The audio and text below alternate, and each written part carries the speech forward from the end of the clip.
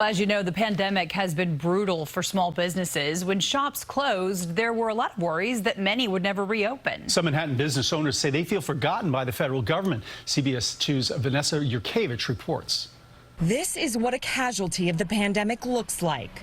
Gem Spa, a corner store in New York's East Village, here for a century, gone in just months. And I just couldn't look in. It's too much. It's too painful. Parul Patel's family owned this place for 34 years. It's been an iconic part of New York City's music and art scene for decades.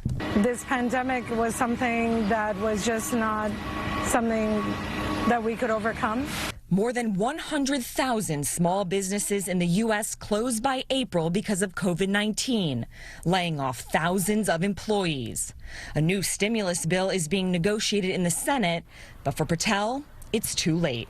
One thing the government could have done to prevent somebody like us from closing and other businesses is a rent freeze. That would have been very, very powerful. In Harlem, the owner of Safari Restaurant says revenue is down 90%.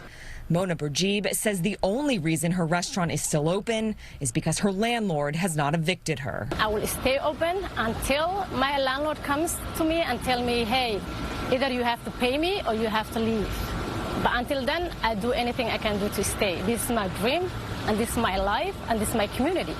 41% of black business owners shuttered during the pandemic, the most of any group. And more than a third of immigrant business owners closed too.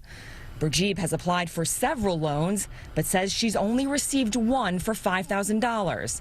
That doesn't even cover 1 month's rent. Being a black and immigrant is even harder. Like, the resources is very limited.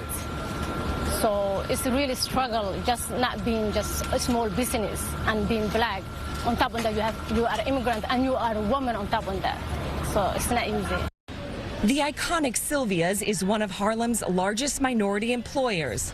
Dining at the neighborhood institution is a rite of passage for celebrities and presidents.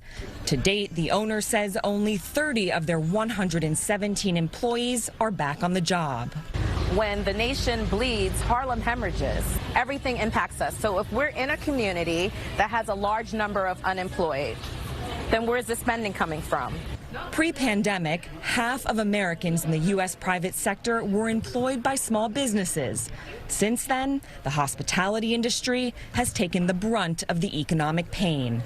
I don't know what's in the stimulus package, but if it doesn't include a specific amount, large amount for the restaurant industry, then shame on America.